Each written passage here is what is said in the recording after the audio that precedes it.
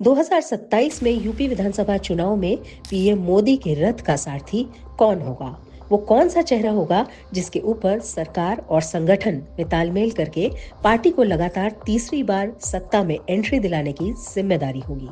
अखिलेश यादव के जातीय गोलबंदी के फॉर्मूले पीडीए को सामने से चुनौती देने का टास्क किस नेता को मिलेगा? दिल्ली की एक तस्वीर ने इन्हीं अटकलों को तेज कर दिया है।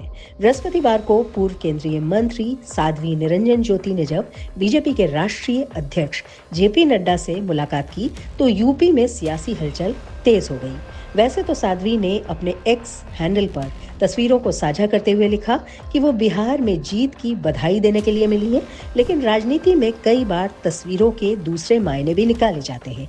अब चर्चा ये है कि क्या बीजेपी एक ओबीसी महिला साध्वी को यूपी की कमान सौंपकर बड़ा दांव खेल सकती है?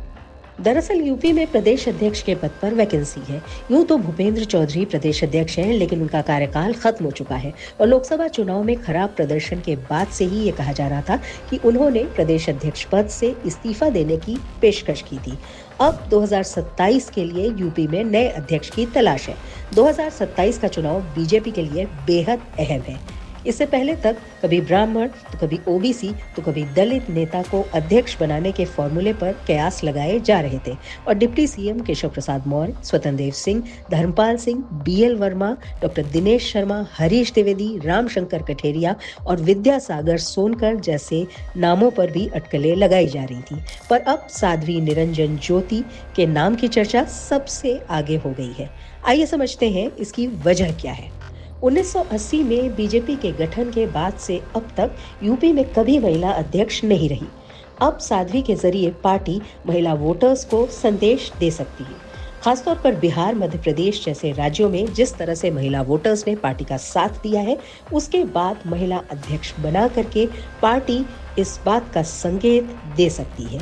वहीं साध्वी का ओबीसी निषाद मल्लाह जाति से होना भी अखिलेश के पीडीए को सीधी चुनौती दे सकता है। साध्वी निरंजन ज्योति हिंदुत्व की फायर ब्रांड नेत्री रही है और यहाँ तक कि कथावाचक के रूप में भी उन्होंने भूमिका निभाई है। जातियों में बटे समाज को हिंदुत्व के अम्ब्रेला के नीचे लाने की दृष्टि से भी ये बात अहम है। साध्वी निरंजन ज्योति संगठन के काम में भी माहिर है। हाल ही में बिहार विधानसभा चुनाव में उनको बड़ी जिम्मेदारी दी गई थी और सरकार गठन के लिए उनको सह पर्यवेक्षक भी बनाया गया था। ऐसे में यूपी की कमान साध्वी निरंजन ज्योति को देकर के पार्टी एक साथ कई मोर्चों पर संदेश दे सकती है।